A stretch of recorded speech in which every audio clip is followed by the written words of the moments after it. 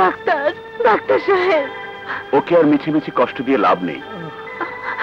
আমার মামুন কি তবে বাঁচবে না? ড্রাগের বিষাক্ত ছোবল কাউকে ক্ষমা করে না। মামুন, বাবা, মামুন, ওখানে বাবা, তুমি এসেছো? মা, বাবা এসেছে, গায়ে জড়ানো কাপড়, হাত চালি দিয়ে ডাকছে। বাবা, আমি আসছি বাবা। আমি যাবো মা, আমাকে যেতেই হবে, বাবা ডাকছে।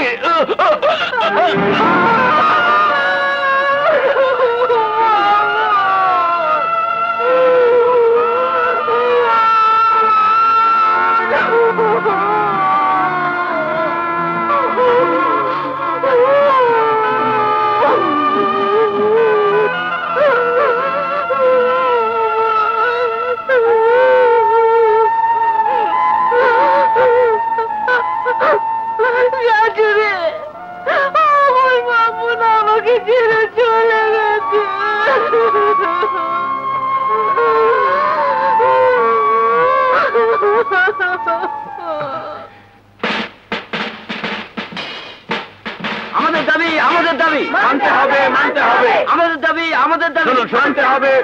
এসপি সাহেব আপনাদের দাবি দেওয়া শুনতে রাজি হয়েছেন।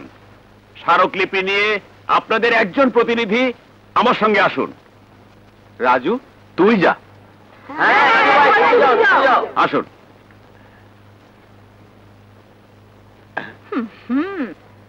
বাগে যখন পেয়েছি, আজ বুঝিয়ে দেব কত ধানে কত চাল। মহৎ উদ্দেশ্য নিয়ে এসেছি, খারাপ কিছু হবে না সে আমি জানি। চাপাবাজিতে পার পাবেন না। কলেজের ইলেকশন যুদ্ধে হেরে গেলেও গৃহযুদ্ধে হারবো না। চিরকুমার সভায় রবীন্দ্রনাথ বলেছেন, যুদ্ধ করার চেয়ে সন্ধি করার বিদ্যাটা ঢের বেশি দুরূহ। সেই দুরূহ কাজটা আমার রপ্ত করা আছে।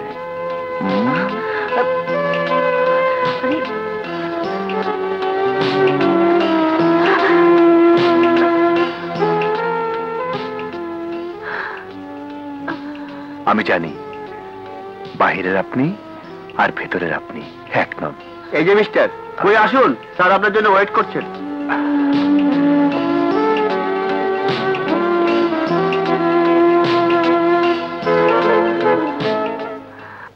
মাদক দ্রব্যের বিরুদ্ধে সোচ্চার হয়েছে যে ছাত্র সমাজ, আমি তাদের ধন্যবাদ জানাই।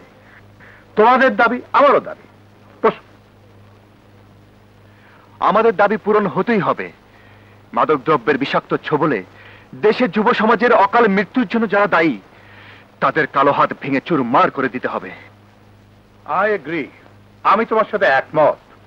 তুমি তোমার বন্ধুকে হারিয়েছো মাদক দ্রব্যের কারণে, আর আমি আমার স্ত্রী আর এক কন্যাকে হারিয়েছি মাদক দ্রব্যের কালো ব্যবসায়ীদের হাতে। তোমার ব্যথা আমার ব্যথা একই সুরে গাঁথা।